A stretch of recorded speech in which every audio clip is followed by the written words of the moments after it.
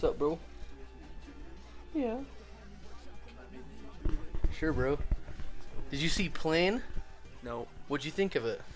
I thought it was good.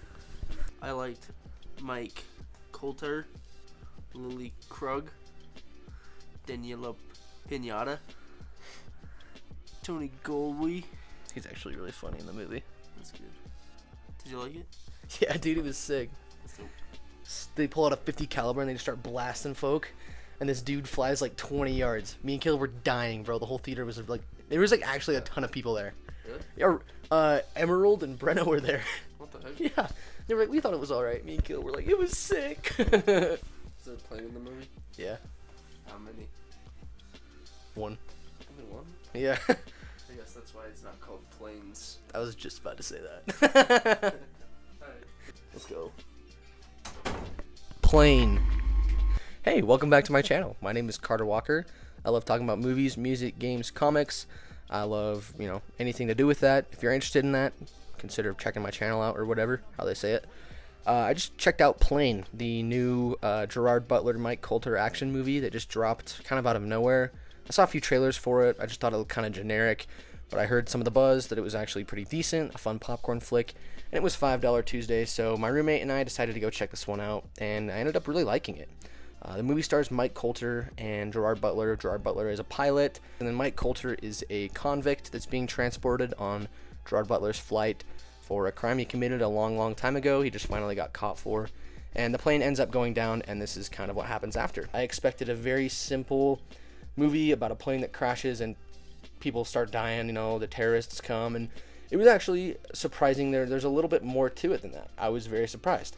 I'm not saying that this is anything like very compelling character arcs that'll make you cry and snag an Oscar nomination or two, but still very simple. However, it does it in a way I didn't expect. It spends quite a bit of time setting up the main conflict and setting up how everyone is going to deal with it. I enjoyed it. Like I said, I thought it was pretty decent, especially for a $5 Tuesday 9:30 showing that was actually super packed. There were a ton of people in our theater, and they all really loved it.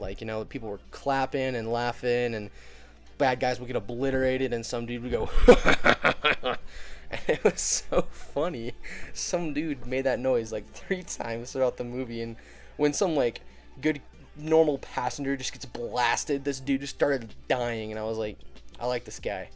In the positive set of things, this review is all over the place, but I thought it was fun. It's just a fun action thriller. Mike Colter and Gerard Butler are really fun in the movie. You can tell that they're just having a blast, and I really enjoyed, their back and forth and their charisma. I thought it was fun. It wasn't as over the top as I expected it to be in the way of violence.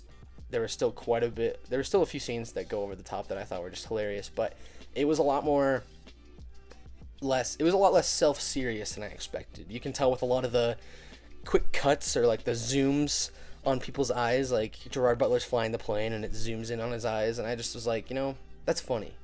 It's not funny, but it's got character. It's just fun.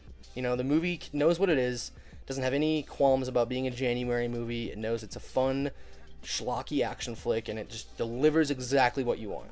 And I really enjoyed that. I don't think there's anything wrong with that. People need to just kind of be able to go to the movies more and relax and enjoy some schlocky action movies or a dumb comedy every once in a while. I think there needs to be more of those, honestly. But yeah, this movie was a ton of fun. It's actually pretty funny, especially in the scenes where they're trying to figure out how to rescue them. There's a character in there played by Tony Goldwyn that I thought was very funny.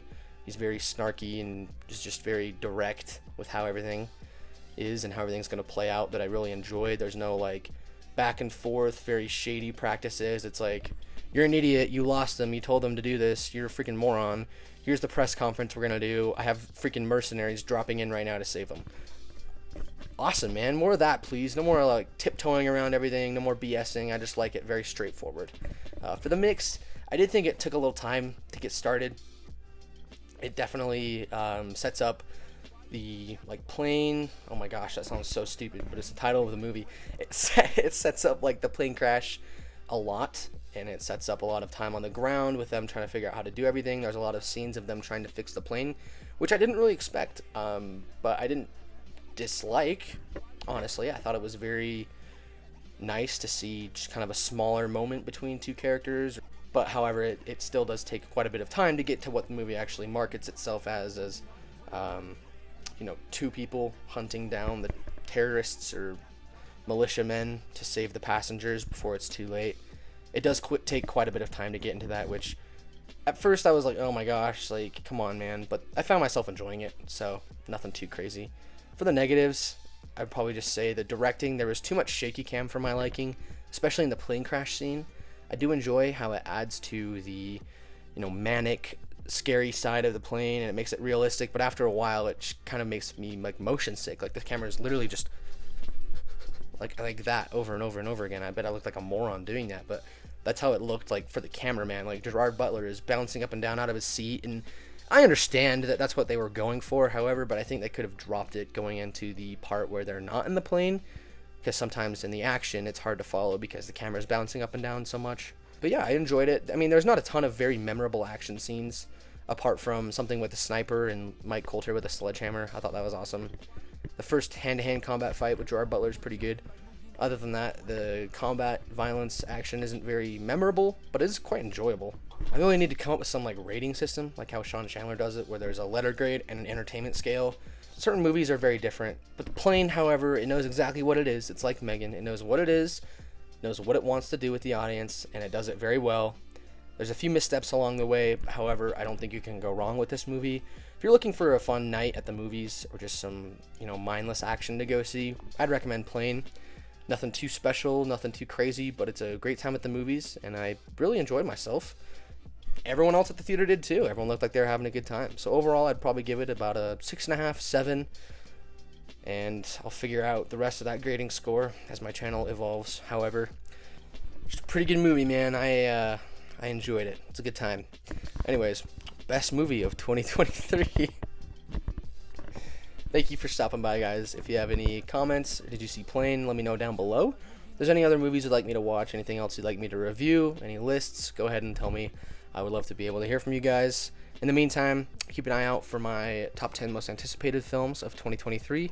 Go check out my top 5 worst films of 2022. Take care. Have a great day.